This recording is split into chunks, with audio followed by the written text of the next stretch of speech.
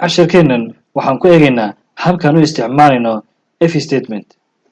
if waxaa loo isticmaalaa inaan hubiyo ama eego in qiimaha shaygan aan doonayo inaan isbarbar dhigo inay isleeyihiin ama kala yar yihiin ama kala weyn yihiin ama isku midka yihiin ama isku midab yihiin ama nooca doontaba ha noqotee waa laba shay laba value aan doonayo isbarbardhig inaan ku sameeyo.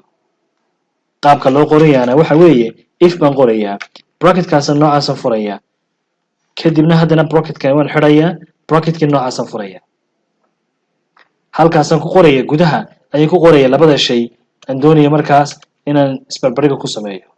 mathalan waxaan soo sameynay variable cusub oo la dhahaa num1 oo u dhigmo markaa 6. waxaan soo sameynay oo kale variable cusub la yidhaahdo num2 oo isna ah 7. u fiirso labada variable markaan qorayay si aanan haddana variable ugu soo celcelin waxaan isticmaalay halkan single quotation single column kaasaan isticmaalay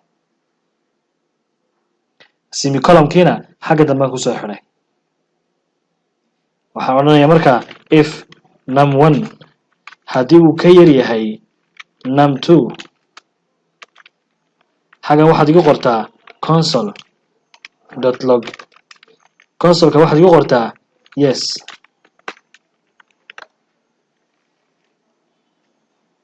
waayo yes muxuu soo saaray waxaan ku nidhi number1 haddii uu ka yahay number2 number1 6 buu haystay number2na 7 buu haystay haddii uu ka yar yahay baan nidhi yes inoo sii. halkan waxaa soo dhigmaya markaa number 6 baa soo dhigmaya xaggana waxaa soo dhigmaya 7 macnaheedu waxay tahay uu ka yar yahay soo saar. marka waxa weeye jawaabtaasi waa sax.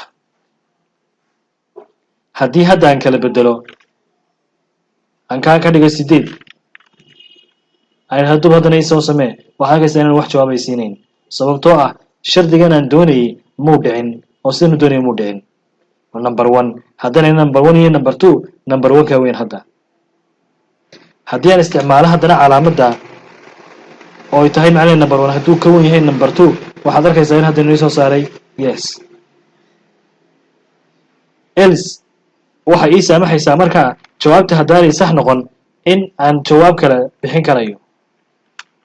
else saasaan iyana u qorayaa waxay ka dhigantahay markaa if iyo else hadday jawaabtu sax tahay iyo haddaanay sax ahayn qaabkaad igu qori karaysaa. haddaanay jawaabtu sax ahayn waxaan leeyahay waxaad ii soo samaysaa console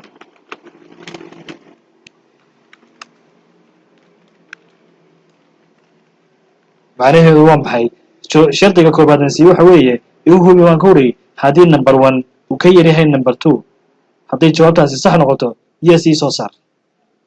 hadday khalad noqoto oo number1 uu ka weynaan waayo number2 waxaad siisaa jawaabta kaloo ah no. haddii haddaan soo refresh garayno waxaad arkaysaa inay noo soo saariyo no. sababtu inoo soo saarayana waxa weeye number1ku waa 8 number2na waa 7 marka ma odhan karayno number1 ayaa ka yar number2 maadaama number1 uu yahay 8 number2na 7 yahay. haddii cagsiga kaweynida aan bedelo keeridda haddaan bedelo kaweynid ku sameeyo aan idhahdo number1 haddii markaa uu ka weyn yahay number2 yes ii soo qor haddii kale waxaad ii qortaa no waxaad arkaysaa inuu jawaabtay siinayo yes sababtoo ah number1 uu ka weyn yahay number2. waxaan isticmaali karaynaa if else baan haddana isticmaali karaynaa elsef iyana sidii hore oo kale ayaan markaa isticmaalaynaa. number1 uu leegyahay number2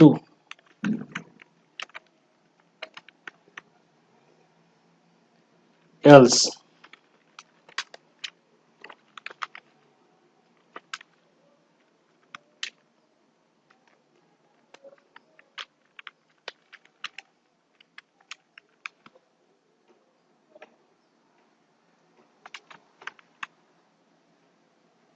markaa waxaan ka wari haddii jawaabtu haddii ay sax tahay number1 inuu ka weyn yahay number2 yes c.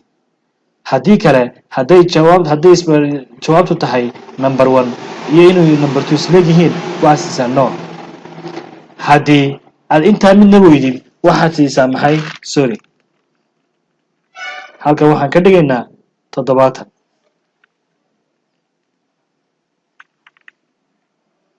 sorry bino soo saaray sababtu waa maxay sababtu waxa weeye shardigii koobaad maan u fulin uu ka boodo shardiga labaad buu u fulay isna muu fulin uu ka boodo muxuu soo saaray else waxa lagu soo gabagabeynaya ifta si aan markaa jawaabta kama dambaysta ah haddii ay dhici weydo dhammaan isbarbardhigii iyo if statementkii hore aan u soo tijaabiyey hadduu midna sax ka noqon waayo waata marka ugu dambaysa uu siinayo